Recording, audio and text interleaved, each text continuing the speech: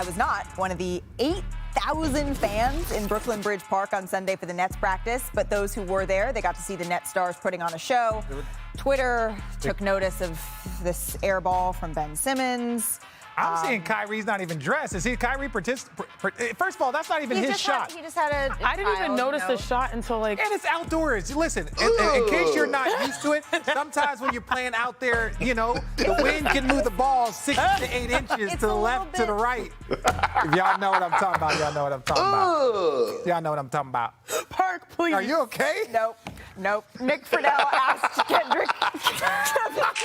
She's gone. She's done. Get it together. Nick Friedel asked Kevin Durant how he could help get Simmons more comfortable than I am right now in the Brooklyn Nets offense. I snorted. I'm not here to be babysit anybody. Like, Ben knows that if he got a time to be aggressive, go be aggressive. Who gives a what you be making a message? You just don't like you being aggressive. And you tell me the same thing. So we always feeding each other that type of energy and encouragement from me, him, to Kai, to Cam, to Pat. Like, we always talking to each other about, look, we need to be more aggressive to look to score the ball. I mean, that's the name of the game, is putting the ball in the hoop. So when Ben is aggressive to get down here and look for everybody and then put the ball in the rim, it's going to be a plus for our team. So, but I don't have to tell him this every day. He knows what it is. All right, so we can't add babysitter to Kevin Durant's resume, but we can add E40 impersonator to Perks. Ugh. All right,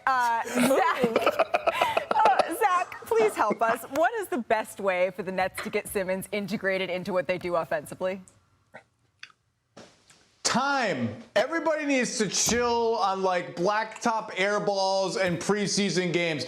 Ben Simmons has not played a meaningful NBA game in almost a year and a half. And we're all sitting here fretting over, does he fit? Is it this? Just give them some time in real basketball games. It's not going to be that easy, even though they have a ton of shooting around him. The big question for the Nets is, can Simmons and Nick Claxton play together, two non-shooters? If they can't, how is Brooklyn going to be able to build a good enough defense to get where they want to go, which, despite all the endless melodrama that we've been talking about for 2 years, is pretty damn far. If they can't play two non-shooters together because of Ben Simmons' limitations and Claxton's limitations, it raises a lot of questions over how can this team defend well enough to get that far. Yeah, I don't have so many worries about playing both of them together because they're in different areas of the court where you can sort of hide someone in the corner, meaning if Ben Simmons brings the ball up, goes into a pick and roll, you just have to make sure Nick Claxton is in the dunker spot, which for those who don't know, that's the opposite block so that you can create some spacing. I think that it's more so like, you know, as you said, Zach, it's just time and not overreacting. It's going to be super easy to overreact to what you saw in preseason, but the fact of the matter is that it's been 478 days since Ben Simmons, as Zach said, has played meaningful basketball. That's not going to be easy to reacclimate yourself to. So I'm giving them a grace period of a few games to the start of the season to see what they're really made of, and also like have that competitive fire which is required to play defense, because defense is going to be their saving grace this year. Kendrick? Well, it's two things. Number one, they don't have that much time in the Eastern Conference. The Eastern Conference is stacked, and with the play-in tournament, every game means something, and that's why I love the play-in tournament. So we don't have a lot of time.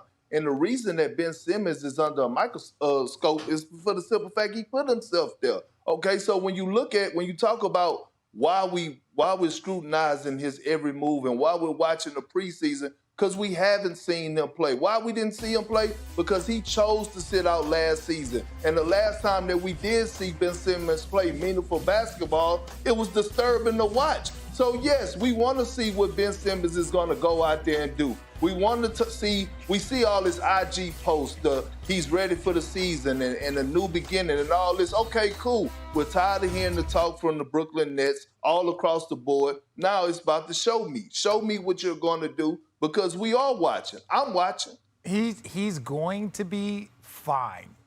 Will he be able to contribute what the Nets believe that he can't? That is yet to be seen, obviously, because he's had so much time off. But to Zach's point, defensively, I think he gives them a lot of different options. Like, he can defensively play the five against a lot of fives. I don't want him against Joel Embiid, but there's a lot of fives out there that he could guard. Whether you're, like, let's take Boston, for example, with Al Horford or Williams. He can guard those two guys, in my opinion. So then it's just a matter of what you put around him in that space from a defensive standpoint.